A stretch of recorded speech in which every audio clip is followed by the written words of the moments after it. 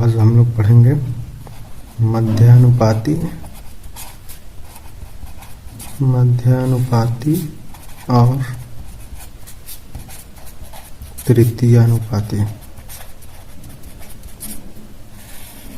इन दोनों में बस थोड़ा सा डिफरेंस होता है और इसमें बहुत से बच्चों का कंफ्यूजन भी रहता है कि मध्यानुपाती और तृतीयानुपाती क्या होता है। तो आज हम लोग उसी डाउट को क्लियर करेंगे।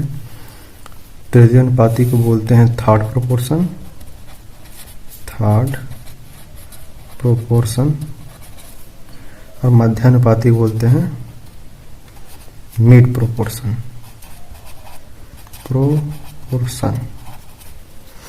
तो आज हम लोग इन्हीं दो चीजों को सीखेंगे आज के इस वीडियो में।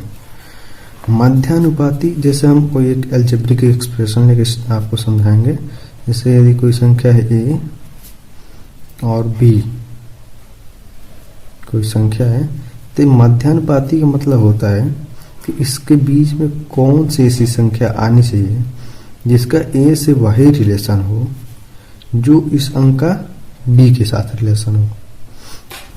कहने का मतलब है, जैसे हम एक और एग्जाम्पल लेके समझते हैं। जैसे यहाँ पे है 2, 4 और 8। तो 2 का 4 से क्या रिलेशन है? इंटू 2 का। वही रिलेशन 4 का किससे है? 8 से इंटू 2 का।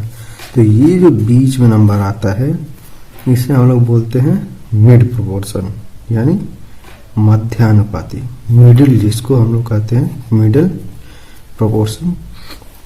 तो इस तरह से हम लोग निकालते हैं मध्यानुपाती। अब यदि दो संख्याएं दी हुई हों तो हम लोग एक फार्मूला क्रिएट करते हैं, फार्मूला जिसके आधार पर हम केवल उसमें वैल्यू पुट करते हैं जो भी वैल्यू दिया हो क्वेश्चन में, और उसके आधार पर हम लोग मध्यानुपाती को फाइंड आउट करते हैं। तो इसके लिए जो फार्मूला होता है मध्यानुपाती के लिए वो होता है √a × b। जैसे हमने इसको निकाला था, इसको देखिए, यदि a दिया हो और ये b के रूप में दिया हो, ये a और ये b के रूप में दिया हो, तो मिड प्रोपोर्शन निकालने के लिए हमें कितना आना चाहिए? 2, 8 का 4 आया था। तो देखते हैं इस फार्मूले की मदद से लिखेंगे 2 × 8, ये होता है √16। और हम लोग जानते हैं कि √16 जब बाहर आता है तो क्या आता है? 4। तो ये होता है मध्यानुपाती का एक्सप्रेशन और ये होता है उसका फार्मूला। ठीक, जैसे हम एक और एग्जांपल लेते हैं। जैसे यहाँ पे है 3 और 12। यदि दो संख्याएं दी हो और हमसे पूछ दे कि इनका मध्यानुपाती क्या होगा, तो हम लोग क्या करेंगे? √3 × 12। ये कितना हो जाएगा? √36। और जब √36 बाहर निकलता है तो हो जाता है 6। इसी तरह से कोई भी नंबर दिया हो, जैसे 4 है और यदि हम मान लें कि 8 ही दिया हो, 4 और 8, तो उसमें कोई दिक्कत नहीं है। 4 √4 × 8 करेंगे, ये होता है √32। और जब हम लोग 32 को बाहर निकालते हैं तो ये होता है 4√2। ये हो गया हम लोग का मध्यानुपाती 4√2। अब आप देख सकते हैं 4 से 4√2 का क्या रिलेशन है? बाई हुआ है √2, मतलब मल्टीप्लाई हुआ है √2। तो उसी तरह से यदि आप इसमें √2 का मल्टीप्लाई करेंगे तो क्या मिल जाएगा? 8। तो ये था मिडिल प्रोपोर्शन, यानी मध्यानुपाती। अब इसके बाद से हम लोग देखते हैं तृतीयानुपाती क्या होता है। तो बढ़ते हैं आगे। अब इसमें हम लोग देखेंगे थर्ड प्रोपोर्शन, यानी तृतीयानुपाती। थर्ड प्रोपोर्शन, तृतीयानुपाती क्या होता है? तृतीयानुपाती कहने का मतलब है कि जब हम लोग मध्यानुपाती निकाल रहे थे तो दो संख्याएं दी हुई थी, उनके बीच की वैल्यू निकाल रहे थे मध्यानुपाती द्वारा। थर्ड प्रोपोर्शन में होता है दो संख्याएं दी गई रहती हैं और इसके आधार पर हम लोग तीसरा नंबर निकालते हैं। और इसी जैसे इसका इससे जो रिलेशन होगा वही रिलेशन इसका भी इससे होगा। और वही नियम यहाँ भी लागू होता है कि जो ए से इसका जो रिलेशन होगा वही रिलेशन इससे बी का होगा। अंतर यही आता है कि यहाँ पे हम लोग बीच की संख्या निकालते हैं और इस पे हम लोग आगे की संख्या निकालते हैं।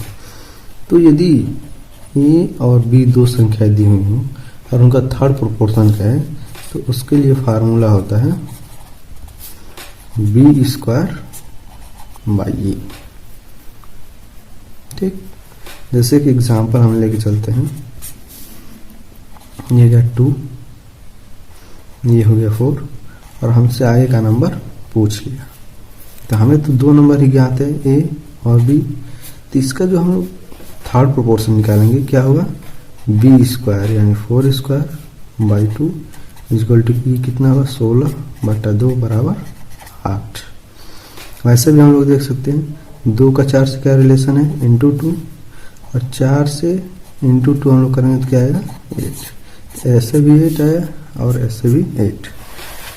तो हम लोगों ने देखा जब मिड प्रोपोर्शन निकालना था तो वहाँ पे क्या था अंडर रूट ए बी, और जब थर्ड प्रोपोर्शन निकालना होता है तो उसके लिए फार्मूला होता है बी स्क्वायर बाई ए। इसको हम लोग और अधिक नियमों के द्वारा समझते हैं, जैसे और अधिक एग्जाम्पलों के द्वारा, जैसे 3 4। तो आगे क्या होगा इसका तीसरा प्रोपोर्शन, इसके लिए फार्मूला लगाएंगे A square by B square by A, ये हो गया 16/3। अब आप देख सकते हैं यहाँ पे आ गया हम लोग का 16/3। अब 3 का 4 से क्या रिलेशन है, 3 से यदि हमें 4 पाना है तो हमको क्या करना होगा गुणे 4/3। ये 3 से 3 कट जाएगा, हमको क्या मिलेगा 4। इसी तरह से जब 4 के साथ 4/3 करेंगे तो क्या मिल जाएगा हमको 16/3। ये हमको तीसरा नंबर मिलेगा। तो यहाँ पर रिलेशन दोनों के साथ क्या है बाई 4/3। तो इसी प्रकार से हम लोग थर्ड प्रोपोर्शन को फाइंड आउट करते हैं। अब चाहे कोई भी नंबर दे दे आपको, x, y पूछ ले, आप बताएंगे y square by x. p, q पूछ ले, आप तुरंत बताएंगे q स्क्वायर बाई p। याद रखिएगा जो लास्ट वाली नंबर होती है, यानी सेकेंड वाली नंबर, उसका स्क्वायर होता है। यदि इसी संख्या को पलट दिया जाए, yx कर दिया जाए, तो ये क्या हो जाएगा एक्स स्क्वायर बाई वाई। दोनों में बहुत ज़्यादा का अंतर होता है, तो इस चीज़ को आप लोग ध्यान में रखिएगा और ऐसी छोटी मोटी गलतियाँ कोशिश करिएगा कि ना हो साथ में। ठीक, तो